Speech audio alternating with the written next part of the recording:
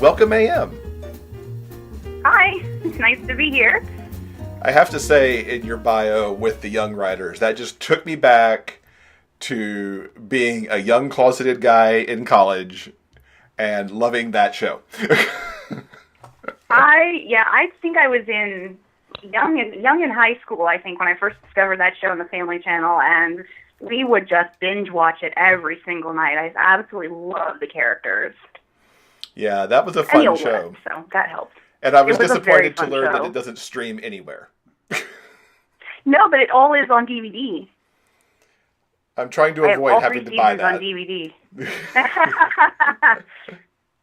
I couldn't help myself. So tell us about Wild Trail, which I imagine has a root in that Young Writers fan club of yours. Yeah, it does. I've always enjoyed the Old West. And Wild Trail is, of course, the first series in a brand new cowboy romance that I published with Carina Press. I've been publishing them for a couple of years. And Wild Trail features a sassy city slicker named Wes who falls in love with a big bearded bear of a cowboy named Mac while Wes is on vacation at a dude ranch. Wes is also there as the best person in his baby sister's upcoming wedding. He's worrying about his stall career as an actor, and his best friend is being really secretive. Meanwhile, Mac is busy trying to save his small town from financial ruin while working on his aging grandfather's ranch. But then once Mac and Wes meet, sexy shenanigans ensue. Kind of my elevator pitch for the book. It's a long elevator pitch, but it works. It totally works, and it describes it oh so well. What was the inspiration for it? It was actually a joint brainstorm between myself and my editor at Carina. We both kind of wanted to branch me out a little bit from my previously interconnected series and try something a little more commercial. And as we talked about with the Young Writers, I've always been a fan of the Old West. Since I was a teenager, I used to do papers on it in school whenever we could do, a history assignment or whatever we wanted. And cowboy romances, they've always been a popular trope. So while we were talking about the proposal, all I kept seeing in my head was the movie City Slickers. And I remember thinking to myself, what if Billy Crystal and Jack Palance's characters fell in love? And the story just kind of started spiraling out from there with, the city slicker meets the grumpy cowboy idea for Wes and Mac, which kind of led to an opposites attract romance for book one. And of course, both characters have friends and family. And Wild Trail, you meet Wes's best friend Miles, as well as Mac's two best friends, Colt and Reyes, and those characters helped me lay the framework for books 2 and 3 in the series, which are second chance romances and a friends to lovers romance, respectively. Very cool. So you kind of hatched both the book and the series at the same time. Yeah, I kind of did. This one, in its own way, I guess, was setting it up so Mac had two best friends. It was kind of a given that they were going to each end up with a romance. The only question was, who were they going to end up with? Very cool. Can you give us a little sneak peek into what's coming in Roped In? Well, I can safely say that Roped In is the kinkiest book I've ever written, and the title is a big clue as to why. The titling worked out perfectly for the series. It really did. It's a second chance romance, as I said, between Mac's friend Colt and Colt's ex-boyfriend Avery. Colt and Avery have a very complicated history, which you learn a little bit about in Wild Trail. But when they meet again 5 years after having already been boyfriends, the chemistry is still there, as is the impulse to this dom-sub relationship that they also once shared. There's lots of rope work, some spanking, toy play, and a whole lot of soul-searching from both men as they try to learn how to make a long-distance relationship work. Because Avery's based in Los Angeles, while Colt works up near San Francisco. Mm-hmm. That sounds exciting. Like I said earlier, May will not get here fast enough. Yeah, I have people begging to see the book. I'm like, I don't even have air seats yet. Soon, hopefully soon. You do seem to gravitate towards series. If I counted right on your website, you've got 10. And just 2 standalone books to your credit. What draws you so much into series writing? It's always the characters, and a lot of times it's the location. as a reader, I love reading series because of the interconnected characters and the way you get to see previous couples pop up and how they're doing after being together for a while. And you even get to see a lot of the same, secondary characters pop in and out and get to know a little bit about them with every book. And you eventually, hopefully, if your author loves you enough, you get to see that special side character who really speaks to you get their own happily ever after in their own book. As an author, it's fun to create a world populated by various characters and to eventually see them all get their happily ever after. It's also a lot of fun to write a secondary character who's so vivid to a reader that they email or they message me and ask if so-and-so will ever get their own book because I really need their book. That's just a fun thing for an author to hear. In its own way, it's kind of like creating a family, and a lot of my books have that found family theme to them versus a lot of, blood relatives. Oh, it's a tongue tangler. And it's also, I also previously mentioned location. It's fun to use that as a way to tie books together, too. Not just, the central city, but also specific places. My Cost of Repairs series has Dixie Cup Diner. The Perspective series has a nightclub called Big Dick's. And my Wilmington books have a bar called Pot of Gold and a diner called Half Dozen. And the locations almost become characters of their own. So those are kind of the two of the things that draw me to write in series. Mm-hmm. And you actually cross over your series as well. I do, yeah. They kind of spin off from each other a little bit because Cost of Repairs was my first series, my first published series, and then Perspective spun off from that, and then the Us series spun off from that. And again, with my Karina books, Belonging begat Restoration, which begat All Saints, and I do that a lot. And it's fun for me, and it's fun for my longtime readers too. Mm-hmm. I noticed that you on your website actually have the preferred reading order, so you know how best to read the books that crisscross each other. Yes. After I had enough people emailing me or messaging me or, sending me notes on Goodreads about what order I should read these books in, I was like, I need to do a page where I can just point to everybody instead of, retyping my answer every time. Because it can get a little complicated, and especially last year where some of the series started crisscrossing in terms of release dates, so... Now, Jeff and I have mentioned our love for the beginning of your Clean Slate Ranch series, but coming up just around the corner, the next book in your Breaking Free series is about to be released. Yes.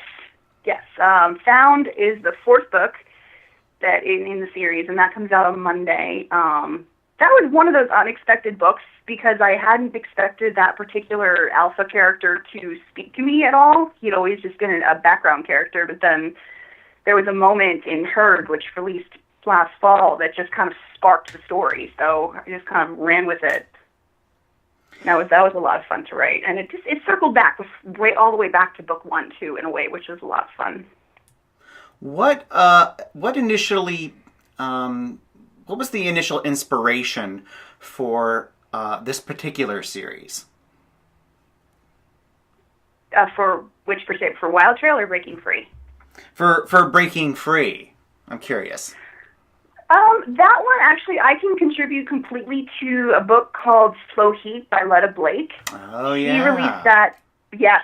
She released that, I believe, back in May, and I originally wasn't really on my radar until I saw a review on Joyfully J's blog, and the review just, I can't remember the exact wording, but she basically used words like tropey goodness and just everything about it spoke to me. So I was like, okay, well, this sounds really unique, something I haven't read before. And before then, MPreg, male pregnancy, wasn't really something I enjoyed reading. It was mostly seen in shifter books, and it just wasn't my cup of tea. But in Letta's story, there's a lot of science behind it because it's an all-male world. There are no women. So there's, she scientifically explained in it how it came to be that some men were carriers and some men were not, and, by yada yada. And I just was taken by that idea because I had never sat down and thought, well, how would the world populate itself if it was all dudes? And I didn't want to directly copy, her science, but I loved the idea of exploring that. And at the same time, we were also 5 or 6 months into the current U.S. presidential administration, and I was, like a lot of people, feeling a lot of frustration, a lot of anger, and I was able to really channel some of that into writing Saved and Seen, in that I could kind of explore the power dynamics, where the alpha, would be the stronger, rougher, ruling class versus the omega characters, which are generally seen as lesser than, and just really kind of show a story where the downtrodden slowly start to get the voice back and rise back up. So that was what really captured me and inspired a lot of the Breaking Free series. Yeah, I think people have fallen in love with these characters. I think it's obvious with the success of this particular series. Now, for those of our listeners who have no idea what we're talking about, can you briefly explain what an Omegaverse story is? Well, Omegaverse itself seems to have slightly tweaked definitions, kind of depending on who you ask. Mm-hmm. But for my purposes, the definition of Omegaverse is a world in which alpha, omega, and beta dynamics exist, and where MPreg, male pregnancy, generally is a thing. But for me, it's a non-shifter world. So it's not like these are, werewolves that have this impulse because they're werewolves. This is just part of the society. They're regular human males that just happen to be able to get pregnant. And for some, there's a lot of Omegaverse out there where this occurs in, regular society where there are men and women. That's just not the route that I chose with my particular universe. Cool. I'll have to maybe pick those up too as I go more paranormal in some of my reading. Yeah, I'm on the fence about calling them paranormal because they're not spooky, but at the same time, men don't. Well, I don't want to. Let me not phrase it that way. It's also sort of sci-fi. Right. Yeah, I guess sci-fi might actually be a better term for it. You write all over the spectrum, cowboys and this more sci-fi, and then kind of your contemporary new adult with like All Saints. What kind of keeps you moving around place to place, and have you always written that way since you were like back scribbling down your childhood stories just all over the place? I guess I jump around so I don't get bored. And also, I just kind of go, I guess to use a cliche, I kind of go where the muse takes me. For example, I never planned to write Omegaverse. It was not even a thought in my mind until I read Letta Blake's book. And then suddenly my entire June and half of July was writing these first 2 books. It was just, I couldn't not do it. But it was totally not my plan.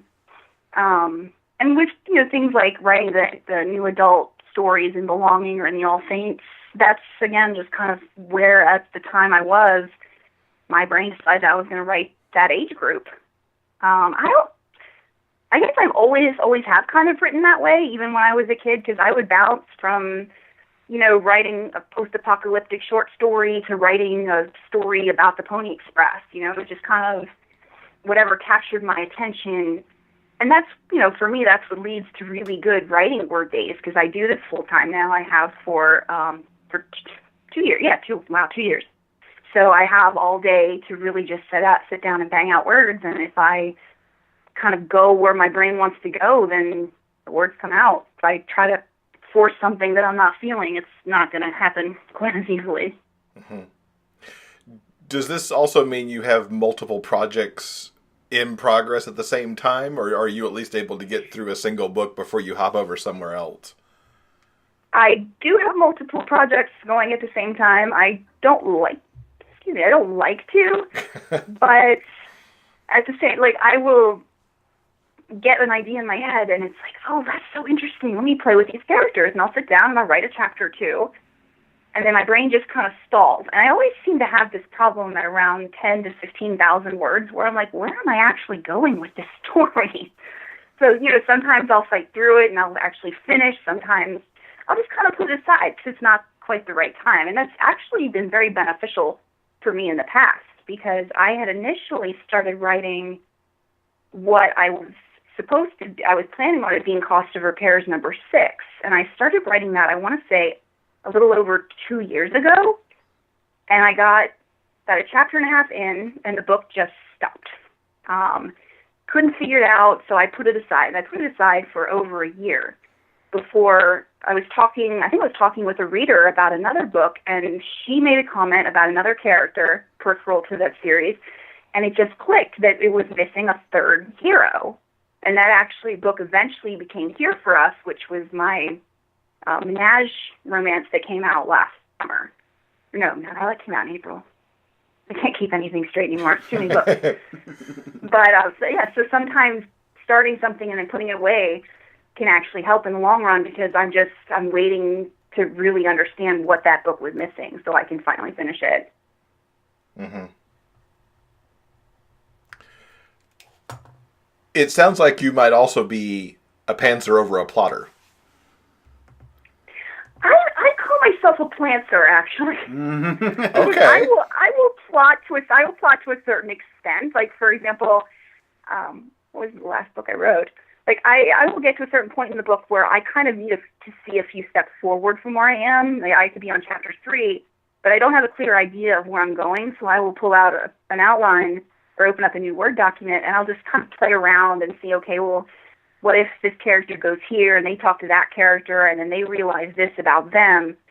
And it'll get me 3 or 4 scenes ahead of where I am now, so then I'm able to stop the outline and go back, write those scenes, and then I'll either kind of plow through or I'll maybe have to stop and do a little bit more outlining. But I very rarely will sit down and outline a book, from A to Z. Even if I do, on the rare occasion I have done that, outlines are very fluid, they're very flexible, and I will change things.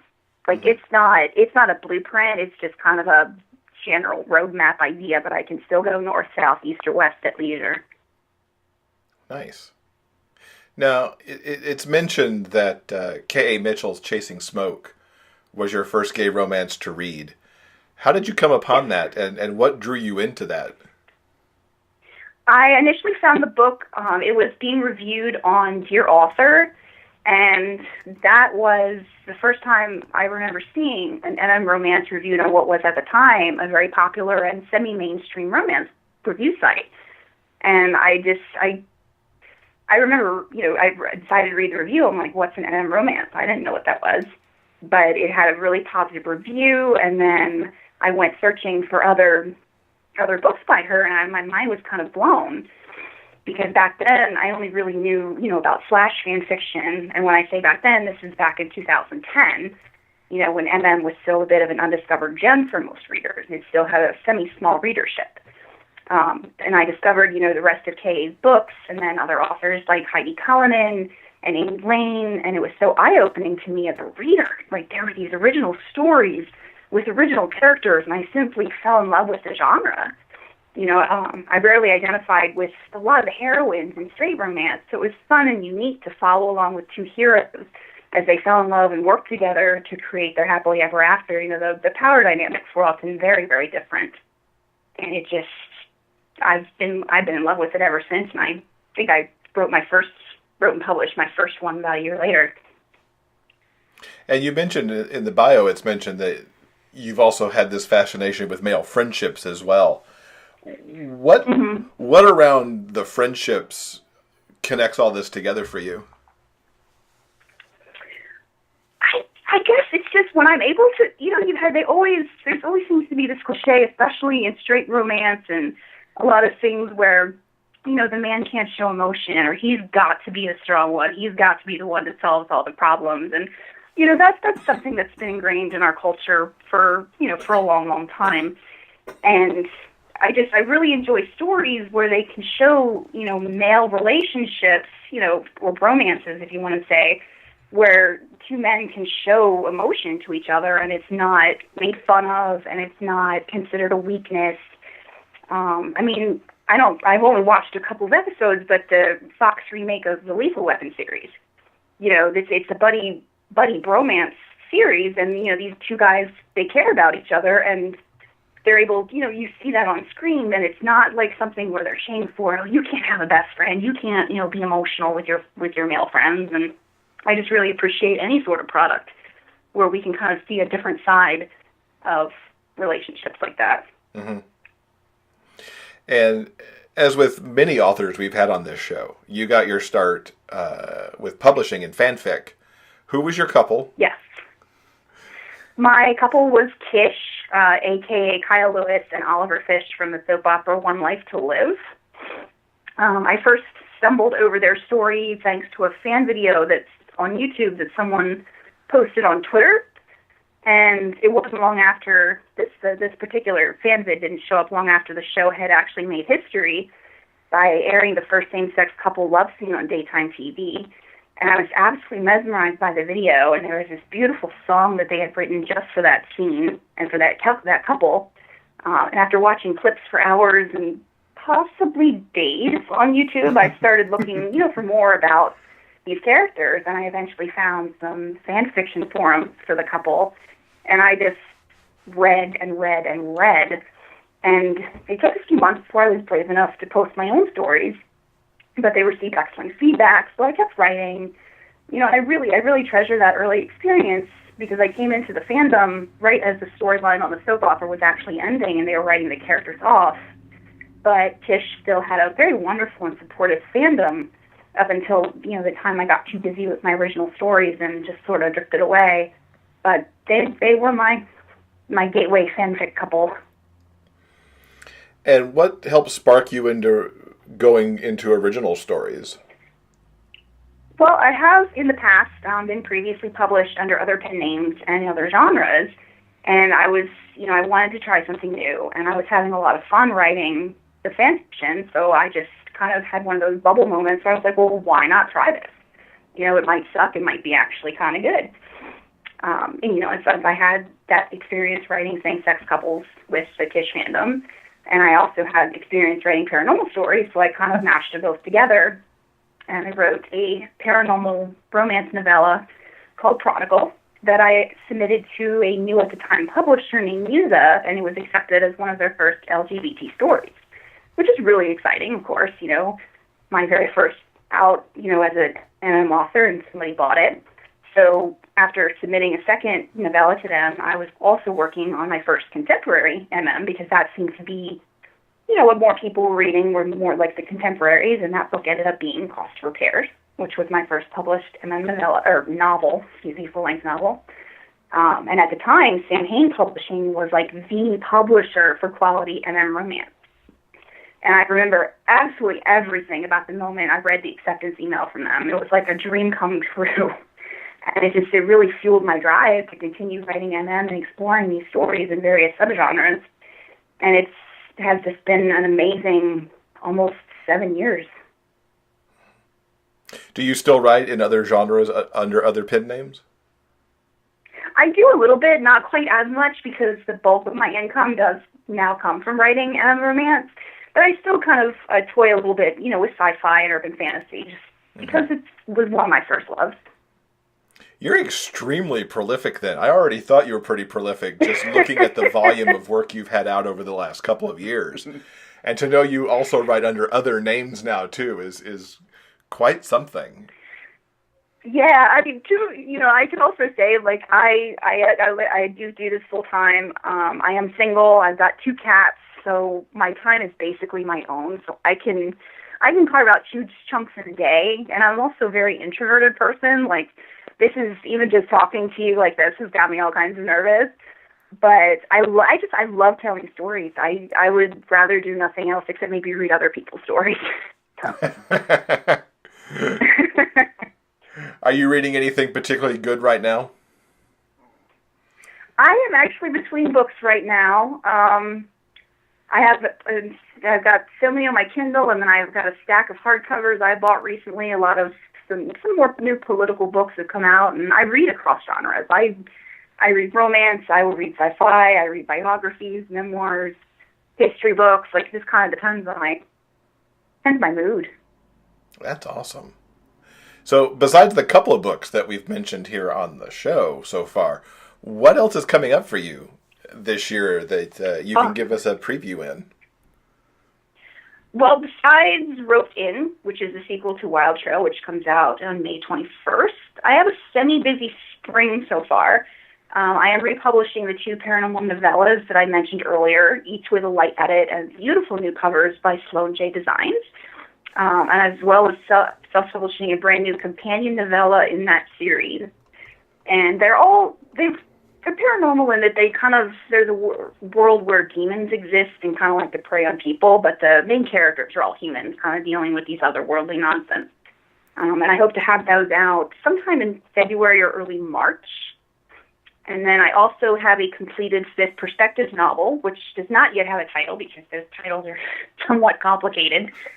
And hopefully I will have that out in April. I'm a little nervous about that one because it actually features a character that when readers first met him 2 years ago, they really didn't like him. So this book is a bit of a redemption tale. Got a tongue twister. And also, near the end of the year, the 3rd Clean Slate Ranch book, Saddle Up, will release, date yet to be determined. Other than that, I have plenty of works in progress that I will be working on. I don't have any clear idea of what else will come out this year, but probably at least two more books that I haven't mentioned to kind of fill in the May to late fall block of time. Fantastic. Is Clean Slate looking like just a trilogy, or do you think there's more? It's hard to tell. I have a feeling this is going to come down to sales because, like I said, I am dealing with the publisher. But there are definitely a few side characters that we've met along the way that I think would have very interesting stories to tell. So fingers crossed there could be a 4th or 5th book in that series. Cool. We'll keep an eye out for that, of course. And what's the best way for people to keep up with you online? The best way to keep up with me is actually on Facebook, because that's where I tend to be the most active and chatty. You can find me just under A.M. Arthur. I have an author page that has the capitalized M initial, but my personal profile, where I tend to post the most, has a lowercase m because Facebook is weird. I do have a website, but it's mostly for new releases and other announcements, as well as that aforementioned recommended reading order list, because that's very important. But definitely, I think Facebook is probably the best way to keep up with what I'm doing.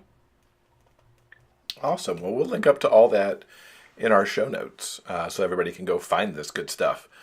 Thank you so much for being with us. It's been awesome talking to you, and I think we both look forward to reading much more from you in the coming year. Well, thank you so much for having me. And can I do a quick little shout-out to Eileen, because she's the one that I believe nominated me to be interviewed, and she's been such an amazingly supportive reader. Yes, I think Eileen was the first one to mention it, and then as we started talking about that you were booked and everything, several people on our Patreon page have gone, yay!